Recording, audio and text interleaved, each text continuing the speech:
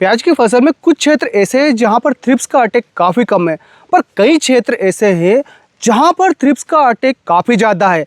तरह तरह के कॉम्बिनेशन डाले जा रहे हैं, उसके पश्चात भी थ्रिप्स खत्म नहीं हो रही है, और हो रही है तो प्याज की फसल पर विपरीत असर देखने को मिल रहा है, जैसे प्याज में भूरापन आना या फिर दवाई का अधिक डोज होने की वजह से पीलापन आना। इसी के साथ में थ्रिप्स का अटैक होने के और भी कुछ कारण हैं, जैसे कि मौसम का अधिक गर्म होना, साथ में आपके एरिया में जैसे कि लहसुन की फसल बो रखी है उसकी हार्वेस्टिंग हो रही, तो वो भी थ्रिप्स आपकी प्याज की फसल पर अटैक करेगी। यदि आपके क्षेत्र में मिर्च, बैंगन, टमाटर या फिर भिंडी बो रखी है तो उनकी थ्रिप्स का अटैक भी प्याज पर रहेगा। साथ में एक बात यह भी देखी गई है कि अपने क्षेत्र में प्याज का रकबा यदि अधिक है तो भी उसी क्षेत्र में थ्रिप्स पे काफ़ी ज़्यादा अटैक देखने को मिलता है। और तो और कई किसान मित्र लगातार मैसेज कर रहे हैं, सवाल पूछ रहे हैं कि प्याज की फसल पर थ्रिप्स का प्रभाव कैसे कम किया जाए और तो और हमारी फसल भी स्वस्थ व हरी भरी रहे। जैसे कि अभी आप हमारे यहाँ पर एक प्लॉट देख रहे हैं, प्याज की फसल का है। पूरी कोशिश है कि इसमें भूरापन ना आए, ना ही पीलापन बने किसी भी दवाई डालने के बाद में।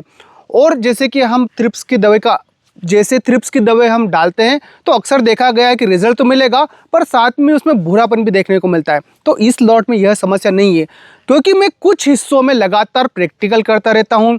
जैसे कि कोई अलग कॉम्बिनेशन ले आया तो एक दो क्यारियों में डालकर देख ली कि यहाँ पर क्या रिजल्ट देखने को मिला। यदि उसका विपरीत प्रभाव है तो न तो किसान भाइयों को बताता हूँ, न ही अपने खेत में उसका प्रयोग करता हूँ। तो इसी के साथ में दोस्तों यहाँ पर मैंने एक दवाई डाली थी जिसका शानदार कॉम्बिनेशन बना हुआ है और मुझे रिजल्ट भी काफ़ी बेहतरीन मिला है। तो वो दवाई कुछ इस प्रकार है। सबसे पहले मैंने लिया है फ्लोनिकामाइड 50%, जो कि आपको यूपीएल के उलाला में मिल जाएगा।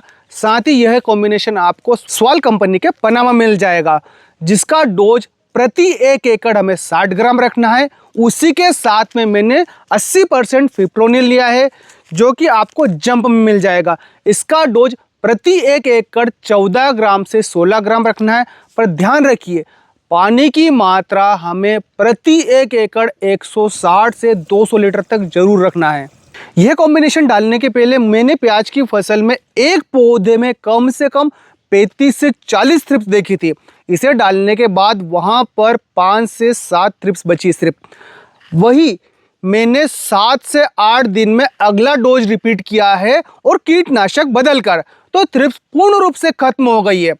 अब दोस्तों यहाँ पर ध्यान रखिए, यदि आपने गत दवाई जो डाली थी उसमें फंगिसाइड डाला था तो कोशिश कीजिए कि एक थ्रिप्साइड डालते हैं तो उसमें न तो टॉनिक डाले, न ही किसी प्रकार का फंगिसाइड डाले, सिर्फ अकेला थ्रिप्साइड डाले, तो रिजल्ट बेहतरीन और उच्च दर्जे का मिलेगा।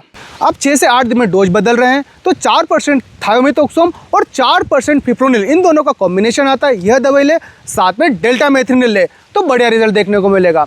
तो दोस्तों आप जरूर बताइए कमेंट कर कि अपने एरिया में आप किस कीटनाशक का इस्तेमाल कर रहे हैं जिसका रिजल्ट अच्छा देखने को मिला। और ऐसी अच्छी जानकारी के लिए जी फार्म खेती बाड़ी चैनल को फॉलो करें। धन्यवाद।